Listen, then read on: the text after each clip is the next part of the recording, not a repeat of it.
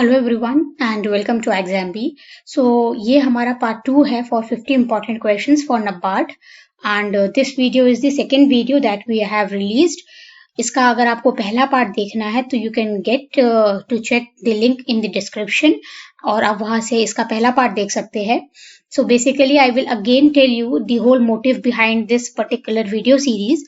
सो इस video series में हम वो सारे क्वेश्चंस को कवर करने वाले हैं जो प्रीवियस ईयर एग्जामिनेशन में किसी पॉइंट्स पे आए थे, मतलब उनके कंसेप्ट्स प्रीवियस ईयर एग्जामिनेशंस में आए थे और वो आगे के लिए इम्पोर्टेंट हैं, मतलब और क्या एक्सपेक्टेड क्वेश्चंस हो सकते हैं जो हमें नबार्ड के आने वाले एग्जाम्स में मिलेंगे।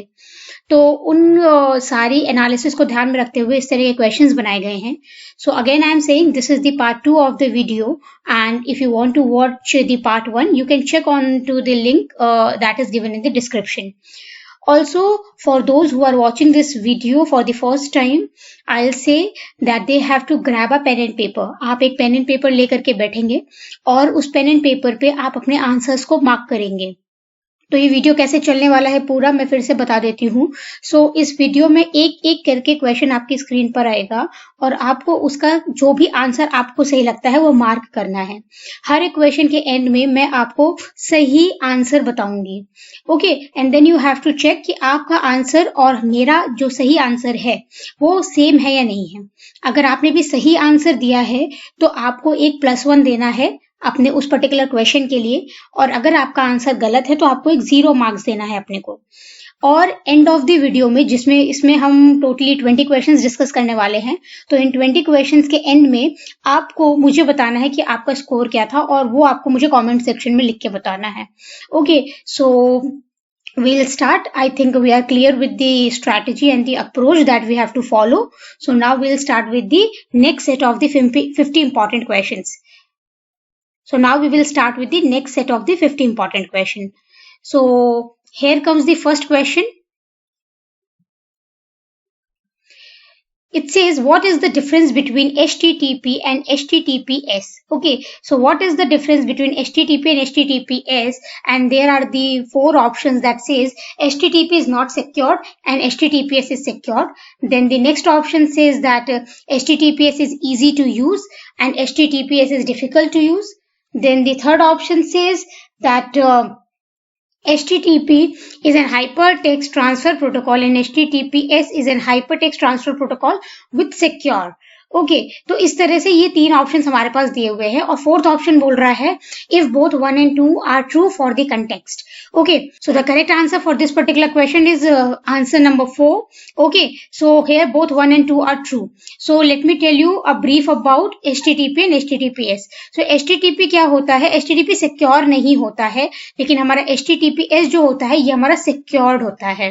ओके, मतलब जो भी transmission of data over HTTPS होता है वो एक इनक्रिप्टेड फॉर्मेट में होता है, जिससे कि अटैकर डायरेक्टली रीड नहीं कर पाता है कि क्या डेटा ट्रांसमिट हो रहा है, लेकिन HTTPS में वो डेटा रीड आउट हो सकता है। ठीक है, यहाँ पे इंक्रिप्शन नहीं होता है।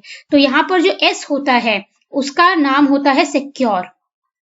ओके, सो HTTP का फुल फॉर्म है हाइपरटेक्स्ट ट्रांसफर प्रोटोकॉल और HTTPS का फुल फॉर्म है hypertext transfer protocol secure. Okay, तो ये दोनों पॉइंट सही हैं। Okay, so basically this option should be 1 and 3 are correct. There is a typing mistake. Okay, so the answer should be 4th only, but it will be both 1 and 3 are correct. Okay, so whichever you think like, जिनको जिनको ये वाला option सही लगे थे 1 और 3, वो अपने आप को एक +1 यहाँ पर देंगे, क्योंकि यहाँ पे ऑप्शन थोड़ा इनकरेक्ट था, तो इस वजह से I am giving you the benefit of doubt. Okay, so यहाँ पे आप लोग 1 मार्क्स ले सकते हैं अगर आपको लगता है कि ये 1 और 3 दोनों ही सही ऑप्शन थे। Okay, coming to the next question. This question says that in memory how much one nibble is equal to. So memory में different units होते हैं measurements के लिए. So एक निबल कितने के बराबर होता है वो हमें बताना है। तो एक निबल जो यूनिट होती है वो कितने 1 बाइट के बराबर होती है, या 4 बिट्स के बराबर होती है, या 8 बिट्स के बराबर होती है, या 8 बाइट्स के बराबर होती है, किसके बराबर होती है वो हमें बताना है। तो इसका करेक्ट ऑप्शन है 4 बिट्स। सो एक निबल जो होती है, एक निबल एक यूनिट होती है, वो इक्वल टू होती है 4 बिट्स के। ओके, अब आपको मुझे बताना है कि 1 बाइट कितने बिट से बनती है? ओके, आपको ये मुझे कमेंट सेक्शन में लिख के बताना है कि एक बाइट कितने बिट से बनती है। ओके, सो इसका करेक्ट आंसर है 4 bits. So 4 bits is the correct answer for this question. Coming to the next question, what is the smallest unit of GUI interface? Okay, one thing I would like to say here, if the video is going fast for you, आप क्या करिए, video को pause कर दीजिए, question को read करिए, अपना answer mark करिए और फिर देखिए कि कौन सा आंसर सही है, अगर आपको वीडियो फास्ट लगता है। सो कहीं पर भी आपको क्वेश्चन रीड के लिए टाइम चाहिए तो just pause the video and just go for your answer. Okay, so smallest unit of GUI interface क्या है? ठीक है, आइकन है, पिक्सल है, कैप्चा है या इमेज है? ठीक है, तो यहां पर basically the correct answer is the pixel. So pixel एक ऐसी चीज है, एक ऐसी यूनिट है जो कि GUI इंटरफेस के लिए सबसे स्मॉलेस्ट होती है। ओके, सो कोई भी हमारे पास डिजिटल इमेज होती है, ओके, उस डिजिटल इमेज को छोटे छोटे फॉर्म्स में रखते हैं हम, छोटे छोटे सेल्स में रहते हैं वो, जो कि हमारे पास स्क्वायर शेप्ड सेल्स होते हैं, जिनको हम पिक्सेल्स बोलते हैं। ओके, तो ये बहुत छोटे होते हैं। जब भी हम साइज बड़ा करते हैं किसी पर्टिकुलर पिक्चर का तो आपको ध्यान रहता होगा ऐसा कुछ स्क्वायर शेप में ऐसे आपको इमेजेस समझ में आते होंगे। ओके, सो वो सारे पिक्सेल्स ही हैं। ये एक अनडिवाइडेबल यूनिट है। ओके, अनडिवाइडेबल यूनिट है। Pixels are the undividable unit. ये सबसे लीस्ट एंड एटॉमिक यूनिट है, okay, of the GUI interface. Then the fourth question says what the C signifies in CC used in email. So emails में हमारे पास 2CC, BCC इन सब के options होते हैं जिसमें हम लोगों के नाम डालते हैं, लोगों की ईमेल्स डालते हैं। तो उसमें जो CC है उसमें से फर्स्ट C का क्या मतलब है? मतलब यहाँ पे 2 C हैं तो इसमें फर्स्ट C का क्या मतलब है? ठीक है, तो फर्स्ट C का मतलब होता है कार्बन। ओके, टोटल इसका फुल फॉर्म होता है कार्बन कॉपी। टोटल इसका फुल फॉर्म होता है कार्बन कॉपी। तो पहला जो C होता है वो रिस्पॉन्सिबल होता है फॉर द कार्बन। तो इसमें सही ऑप्शन है कार्बन। अब आप मुझे कमेंट सेक्शन में बताएंगे कि what is the full form of BCC। BCC का क्या फुल फॉर्म है? ओके, BCC का फुल फॉर्म क्या है ये आप मुझे कमेंट सेक्शन में लिख के बताएंगे। Coming to the fifth question, it is like which extension is used for executable / installation files. So जो भी फाइल्स को हम इंस्टॉल या एग्जीक्यूट करते हैं उनका एक्सटेंशन क्या होता है? तो हर एक फाइल का अपना एक्सटेंशन होता है जो कि एक डॉट के बाद लिखते हैं। ठीक है, तो एग्जीक्यूटेबल फाइल्स का एक्सटेंशन क्या होता है? तो इसका करेक्ट आंसर है option number 1, that is .exe। ठीक है, .exe फाइल जो होती है वो डायरेक्टली एग्जीक्यूटेबल फाइल होती है, मतलब उन पर डबल क्लिक करेंगे हम और वो एप्लीकेशन को रन कर देती हैं। .gif हमारा ग्राफिकल यूनिट के लिए होता है। .jpeg या फिर JPG ये हमारा इमेज के लिए होता है। .pdf हमारा PDF फाइल्स के लिए होता है। ठीक है, तो ये था question number 5। Coming to the next question, what is Unix? So Unix क्या है? तो यूनिक्स एक ऑपरेटिंग सिस्टम है कि एक मैलवेयर है कि एक फर्मवेयर है कि एक एप्लीकेशन सॉफ्टवेयर है? तो यूनिक्स एक ऑपरेटिंग सिस्टम है। ठीक है, यूनिक्स एक टाइप ऑफ ऑपरेटिंग सिस्टम है, इसको हम सिस्टम सॉफ्टवेयर भी बोलते हैं। So Unix is what? Unix is a operating system. In the similar line, Linux is also an operating system, Windows is also an operating system. Okay, and then you have to tell me कि Apple जो company है, ठीक है, उसके laptops पे कौन सा operating system रहता है? आप मुझे ये कमेंट सेक्शन में बताएंगे कि एप्पल जो कंपनी है जिसके बहुत हाई एंड कंप्यूटर्स हम यूज करते हैं और लैपटॉप्स हम यूज करते हैं, तो उसमें कौन सा ऑपरेटिंग सिस्टम होता है? ठीक है, वो आप मुझे कमेंट सेक्शन में बताइए। So let's see the next question. So 7th question is like in MICR what does C stand for? So MICR एक कोड होता है। ठीक है, तो उस कोड में आपको C का क्या सिग्निफिकेंस होता है? तो MICR का ना एक फुल फॉर्म होता है, उस फुल फॉर्म में C का क्या वर्ड है वो बताना है। तो C का वर्ड होता है character and it is used in banks also. Okay, so इसका फुल फॉर्म होता है मैग्नेटिक इंक कैरेक्टर रिकॉग्निशन। तो इसका फुल फॉर्म बहुत इंपॉर्टेंट है, ये आप याद कर लीजिएगा, इंपॉर्टेंट है। Coming to the next question, verification based on login ID and password is called what? So जब भी आप कहीं पर लॉगिन करने जाते हैं तो आपसे आपकी लॉगिन आईडी मांगी जाती है और आपसे आपका पासवर्ड मांगा जाता है। तो इस पर्टिकुलर प्रोसेस को क्या बोलते हैं? मतलब इसका वेरिफिकेशन होता है बैकएंड में सर्वर पर, ठीक है, जहां पे आपका डेटा स्टोर्ड होता है। तो इस प्रोसेस को क्या कहते हैं? ये जो प्रोसेस होता है चेकिंग का कि जो डेटा आप डाल रहे हैं सामने वेबसाइट पे या ऐप पर और जो डेटा एक्चुअल में स्टोर्ड है आपके क्रेडेंशियल्स के लिए, तो वो सही है कि नहीं है, वो चेक कैसे होता है? तो उस प्रोसेस को क्या कहते हैं? लॉगिन कहते हैं, कि कॉन्फ़िगरेशन कहते हैं, कि ऑथेंटिकेशन कहते हैं, कि कॉन्फिडेंशियलिटी कहते हैं, कि यूजर एक्सेस कहते हैं। ठीक है, तो इसका आंसर क्या है? ऑथेंटिकेशन कहते हैं इसको। ऑथेंटिकेशन एक ऐसा प्रोसेस है जिसमें हम क्रेडेंशियल्स को वेरीफाई करते हैं कि वही पर्टिकुलर अकाउंट होल्डर के वो क्रेडेंशियल्स हैं या नहीं। सो ऑथेंटिकेशन एक ऐसा प्रोसेस होता है जिसमें हम ये चेक करते हैं, ऑथेंटिकेट करते हैं यूजर को। ठीक है, configuration is just a word, यहाँ पे उसका कोई सेंस नहीं है। कॉन्फिडेंशियलिटी एक CIA ट्रायड का एक इंपॉर्टेंट कंपोनेंट होता है, जिसका मतलब होता है कि जो भी इंफॉर्मेशन है वो कहीं बाहर लीक नहीं होनी चाहिए, वो सब कैसी होनी चाहिए? कॉन्फिडेंशियल होनी चाहिए। ठीक है, तो कॉन्फिडेंशियलिटी का मतलब वो होता है। ठीक है, coming to the next question, तो इसमें आपको बताना है what is the size of an IP address in IPv version 6। So जो IP प्रोटोकॉल होता है उसके दो वर्जन है, one is IPv version 4 and the other one is the IPv version 6। Okay, so ये IPv वर्जन 4 के बारे में नहीं पूछा, ये IPv वर्जन 6 के बारे में पूछ रहा है कि ये पर्टिकुलर प्रोटोकॉल में क्या IP एड्रेस का लेंथ होता है। ठीक है, 4 बिट्स, 100 बिट्स, 128 बिट्स, 128 बाइट्स या फिर none of the above.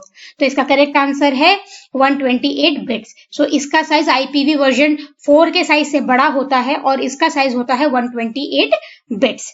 Now you guys have to tell me कि IPv वर्जन 4 का साइज कितना होता है in the comment section. Just mention your answer in the comment section and check it out that what is the size of IPv version 4. Then in question number 10 it is like every web page has a unique address. So इस तरह का question हम पहले भी discuss कर चुके हैं, but ये कंसेप्ट इंपॉर्टेंट है तो एक बार फिर से डिस्कस कर लेते हैं। हर एक वेब पेज का एक यूनिक एड्रेस होता है और इस यूनिक एड्रेस को हम कहते हैं URL। तो URL के बारे में थोड़ा सा इंफॉर्मेशन लेते हैं। URL का फुल फॉर्म होता है यूनिफॉर्म रिसोर्स लोकेटर, और इसको वेब एड्रेस के थ्रू यूज करते हैं। मतलब ये एक रेफरेंस होता है जिस रेफरेंस के थ्रू हम एक वेब रिसोर्स की तरफ जाते हैं in a network. Okay, Coming to the 11th question, what it says which is a mode in networking. So हमारे नेटवर्किंग में डिफरेंट काइंड के मोड्स होते हैं, मोड्स ऑफ कम्युनिकेशन और मोड्स इन नेटवर्किंग। ठीक है, तो इनमें से कौन सा मोड इन नेटवर्किंग है? Simplex, half duplex, full duplex, only 1 and 2 और ऑल 1 and 2 and 3। सो इसका करेक्ट आंसर है all modes in networking. Okay, so I will explain brief about simplex, half duplex and the full duplex. Okay, so simplex, half duplex और full duplex में क्या होता है? Simplex एक ऐसा mode of transmission होता है जहां पे data can be only in one direction, it means unidirectional. Okay, unidirectional, ठीक है, और only one at a time होता है। मतलब ये यूनिडायरेक्शनल होता है और इसको कोई दूसरी पार्टी कंट्रोल नहीं कर सकती। It is as equivalent to you watching your TV with help of remote. With the help of remote you can guide your TV. आप टीवी को बताते हो कौन सा चैनल लेना है, लेकिन टीवी आपको रिमोट को नहीं बताती कि कौन सा चैनल लेना। तो ये यूनिडायरेक्शनल कम्युनिकेशन हुआ जिसमें एक ही पार्टी सारे के सारे इंस्ट्रक्शंस देती है नेक्स्ट पार्टी को। ठीक है, हाफ ड्यूप्लेक्स में क्या होता है? यूनिडायरेक्शनल नहीं होता है, बाई डायरेक्शनल होता है, लेकिन इट इज बाई डायरेक्शनल, लेकिन इसके साथ एक वो आता है, एक कंस्ट्रेंट आता है कि वन एट अ टाइम होगा, one at a time. Okay, one at a time मतलब जैसे कि वॉकी टॉकी होता है। ठीक है, तो इसमें क्या होता है, ये पर्सन इस पर्सन से बात कर सकता है और ये पर्सन भी इस पर्सन से बात कर सकता है। ठीक है, hello bravo Charlie delta and all those things are there. Okay, so यहाँ पर ये आर्मी वगैरह में कम्युनिकेशन के लिए और कम्युनिकेशंस के लिए यूज करते हैं जहां पे हमें बहुत लिमिटेड अमाउंट में बात करनी होती है। तो क्या होता है, इसमें बाई डायरेक्शनल होता है, both can talk to each other, लेकिन वन एट अ टाइम। मतलब कि अगर ये पार्टी P1 बोल रही है तो P2 को नहीं बोलना है। ठीक है, P2 को केवल लिसनिंग मोड में रहना है, और जब P2 बोल रही है तो P1 को लिसनिंग मोड में रहना है। ठीक है, तो ये बाई डायरेक्शनल होता है, लेकिन द थिंग इज लाइक कि यहाँ पर आपको वन एट अ टाइम होता है। फुल ड्यूप्लेक्स में क्या होता है? बाई डायरेक्शनल होता है। ओके, बाई डायरेक्शनल होता है, लेकिन यहाँ पर बोथ एट अ टाइम होता है, बोथ एट अ टाइम। मतलब चाहे तो both at a time communication कर सकते हैं। कैसा? मतलब कि जैसे मोबाइल फोन होता है, ये मोबाइल M1 है, ये मोबाइल M2 है, दोनों एक साथ भी बात कर सकते हैं। कॉमन प्रोटोकॉल होता है कि हाँ एक बोल लेगा दूसरा सुन लेगा, लेकिन अगर दोनों चाहें तो साथ में भी बातचीत कर सकते हैं। ठीक है, तो ये हो गया आपका both at a time. So this is very important. ठीक है, ये थे हमारे modes of networking. Then the next question is factual question. ये बोल रहा है कि what is the port number of HTTPS। So HTTPS का पोर्ट नंबर क्या होता है? तो हर एक प्रोटोकॉल का अपना पोर्ट नंबर होता है जिसपे उसकी सारी रिक्वेस्ट आती हैं। सो HTTPS प्रोटोकॉल को यूज करते हुए जो भी कम्युनिकेशन हो रहा है वो एक पर्टिकुलर पोर्ट नंबर पे होता है, and that port number is 443. सो इसका करेक्ट आंसर है 443. That is the option number 1. Now you guys have to tell me in the comment section that what is the port number of HTTP. Okay ये तो HTTPS का port number बता दिया हमने, अभी HTTP का क्या पोर्ट नंबर होता है तो वो आप मेरे को बताएंगे इस कमेंट सेक्शन में. Then coming to the 13th question, who is the father of computer? Very important and very easy question. So it is Charles Babbage. Okay, and he was a great scientist who helped in the evolution of computers. Although ये केवल अकेले नहीं थे जिनकी वजह से computer को इतना इन्वेंशंस में हेल्प मिली, बट इन्होंने जो भी इन्वेंशंस की वो बहुत रिमार्केबल थे. ओके ये बहुत रिमार्केबल इन्वेंशंस और इनका हो रहा है कंट्रीब्यूशन, सो दैट्स व्हाई इनको हम फादर ऑफ कंप्यूटर बोलते हैं. वेरी इंपॉर्टेंट, ये आपको पता ही होना चाहिए. Coming to the 14th question, API का फुल फॉर्म है ये, ठीक है. API stands for which of this. So API को क्या बोलते हैं, इसमें फुल फॉर्म है. यहाँ पे सिंपल क्वेश्चन है, जिसको याद होगा वो कर लेगा सही. सो एपीआई को कहते हैं एप्लीकेशन प्रोग्रामिंग इंटरफेस. सो ये क्या होता है, ये कोड होता है जो दो सॉफ्टवेयर्स को हेल्प करता है टू कम्युनिकेट. ओके सो क्या होता है कि मान लीजिए आपने कोई प्रोग्राम लिखा हुआ है, वो प्रोग्राम को मान लीजिए किसी डिवाइस से आपको इंटीग्रेट करना है और वो डिवाइस का प्लेटफॉर्म अलग है. सो बेसिकली जब डिफरेंट प्लेटफॉर्म के होते हैं तब करते हैं एपीआईज का यूज. तो बीच में इनकी क्या होती है, एपीआईज होती हैं. वो एपीआईज हेल्प करेंगी to just stable connection. Okay मतलब कि कम्युनिकेशन को स्टैब्लिश करेंगी, वो कम्युनिकेशन को हेल्प करेंगी. मतलब ये दोनों अलग अलग भाषा समझते हैं, तो एपीआई क्या करेंगे, काइंड ऑफ इनके बीच में एक ट्रांसलेटर का भी काम कर देती है. ट्रांसलेटर बोलना गलत होगा वैसे, बट एक कॉमन प्लेटफॉर्म डिसाइड कर देती हैं, ठीक है, जिसके थ्रू ये दूसरे को समझ सकते हैं. तो इसका करेक्ट आंसर है application programming interface. This is option 1. So option 1 इसका करेक्ट आंसर है. Then 15th question is like what is the shortcut of deleting all. So अगर कुछ भी डिलीट करना है हमेशा के लिए, ठीक है, या फिर बेटर टू से डिलीट परमानेंटली. ओके कुछ भी परमानेंट डिलीट करना है, स्पेलिंग मिस्टेक थी वो. ओके सो कुछ भी परमानेंट डिलीट करना है या डिलीट ऑल करना है तो हम यूज करेंगे शिफ्ट डिलीट का combination. Okay so shift delete is used when you want to delete everything, even when you don't want to get it into the recycle bin, it will get deleted completely. Then 16th question is like which of the following is the shortcut to have the help feature in the application. So हमारे पास basically 12 function keys होती हैं, ठीक है, हमारे पास 12 function keys हैं F1 से लेकर के F12 तक. तो सबके ना अपने अपने फंक्शन होते हैं, तो आपको F1 से लेकर F12 के क्या जेनेरिक फंक्शन है वो पता होने चाहिए. जैसे F2 का हमारा रीनेमिंग के लिए होता है, ठीक है, F5 का रिफ्रेशिंग के लिए होता है. वैसे ही इनमें से कौन सा है जो हेल्प फीचर को इनेबल करता है, मतलब कि हर एक सॉफ्टवेयर के अंदर एक हेल्प का ऑप्शन होता है, तो उस पर अगर आपको डायरेक्टली जाना है तो आपको कौन सा बटन दबाना है फंक्शन कीज का. तो इसका आंसर है F1. सो F1 दबाएंगे तो उसके हेल्प सेक्शन में चले जाएंगे. Then coming to the 17th question, ये बहुत अच्छा क्वेश्चन है. So it is like the performance of super computer is commonly measured in. So super computer ना one of the fastest computer है टिल नाउ जो हमारे पास है अभी. कैटेगरीज ऑफ कंप्यूटर जैसे कि मिनी कंप्यूटर है, माइक्रो कंप्यूटर है, मेन फ्रेम कंप्यूटर है, सुपर कंप्यूटर है. तो सुपर कंप्यूटर सबसे फास्टेस्ट है इन सारे कंप्यूटर्स में जो अभी तक डेवलप हुए हैं. तो उनको मेजर कैसे करते हैं, उसकी स्पीड कैसे मेजर करेंगे या फिर उनकी परफॉर्मेंस कैसे मेजर करेंगे, तो उसकी अपनी एक यूनिट होती है. जैसे कि हम लोग स्पीड को मेजर करते हैं किलोमीटर पर आवर में, मीटर पर सेकेंड में, वैसे ही हम सुपर कंप्यूटर की ना परफॉर्मेंस किस यूनिट में मेजर करेंगे, तो उसका आंसर होता है फ्लॉप. ओके तो हम यहाँ पे क्या यूज करते हैं, फ्लोटिंग पॉइंट ऑपरेशंस पर सेकेंड. ओके तो इसको हम यूज करते हैं, ठीक है. जबकि हमारे पास जो जनरल होते हैं उनमें हम मिलियन इंस्ट्रक्शन पर MIPS को पहले यूज करते थे, पर वो जनरल पर्पस कंप्यूटर्स के लिए करते हैं, ना कि हम लोग सुपर कंप्यूटर्स के लिए करते हैं, ठीक है. तो इसका करेक्ट आंसर है फ्लॉप ओनली. तो ये इंपॉर्टेंट क्वेश्चन है, इसको आपको पता होना चाहिए. Next important question is like ये फिल इन द ब्लैंक्स है. तो यहाँ पे हमको क्या बताना है, VPN. पता चली गया कि कोई ना कोई तो VPN आंसर है, तो यहाँ पे VPN तो आने ही वाला है, लेकिन VPN का कौन सा फुल फॉर्म सही है वो पता करना है अभी. ठीक है. So dash is a technology that create a safe and encrypted connection over a less secure network such as internet. So internet के ऊपर अगर हमें कोई और सिक्योर वो चाहिए, कम्युनिकेशन चाहिए, तो हम किस चीज को यूज करते हैं? वीपीएन को यूज करते हैं. तो इसमें जिसको वीपीएन का फुल फॉर्म पता होगा वो इस आंसर को ले जाएगा. तो इसमें आंसर है virtual private network. So virtual private network is the full form of VPN. और वीपीएन की डेफिनेशन भी आपको यहाँ से पता चल गई. तो यहाँ से आपको दो कंसेप्ट मिलते हैं. ठीक है, आपको यहाँ से दो कंसेप्ट मिलते हैं फॉर वीपीएन. ओके, सो वो कंसेप्ट आपको पता होने चाहिए दैट वीपीएन का फुल फॉर्म क्या और वीपीएन की डेफिनेशन क्या है. Coming to the 19th question, computer having one processor. Sorry, computer having more than one processor. Okay, so I think I have written here this thing है. So ये more हटा दीजिए यहाँ से. कंप्यूटर हैविंग वन प्रोसेसर को क्या बोलेंगे? तो कोई भी चीज वन होती है तो डेफिनेटली उसका नाम यूनी होता है. तो बिना किसी डाउट के सीधा लगाना है इसका आंसर यूनी प्रोसेसर. तो कभी कभी ऑप्शंस नहीं पता होंगे, आंसर नहीं पता होगा, लेकिन ऑप्शंस को देख के हम करेक्ट आंसर बता सकते हैं. तो ये क्वेश्चन एक वैसे क्वेश्चन था.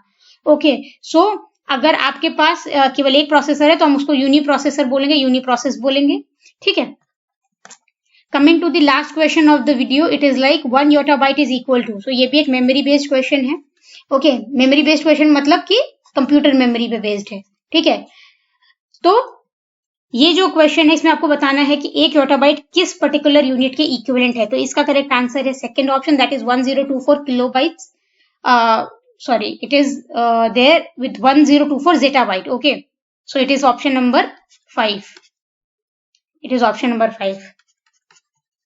Okay, so this is the correct answer for this question. Okay, so just let me know how much you have got correct out of these 20 questions, and huge sorry for all those typing mistake. I think in this video 2-3 typing mistakes हो गई हैं, but no worry, at the end we have sorted all of them out. Okay, so if you like this video, please do hit the like button and also subscribe to the channel if you haven't subscribed it, so that whenever we will come with more videos like this आपको सीधा notification आ जाएगा. लेकिन notification तभी आएगा जब आप bell icon को दबाएंगे. सो बेल आइकन को आप दबा दीजिए और सब्सक्राइब कर दीजिए, ताकि नबार्ड से रिलेटेड जो भी अदर सब्जेक्ट्स है जिनके लिए हमने ये वीडियो सीरीज चालू की हैं फॉर अदर सब्जेक्ट्स ऑल्सो, वो आपको जैसे ही हम अपलोड करते हैं, जैसे ही हम लाइव करते हैं, वो आपको तुरंत पता चल जाएंगी. So what I suggest is like do subscribe and hit the bell icon. Okay, so that whenever we will come online, you will get a notification on your YouTube. Okay guys, so keep practicing and stay updated and stay healthy.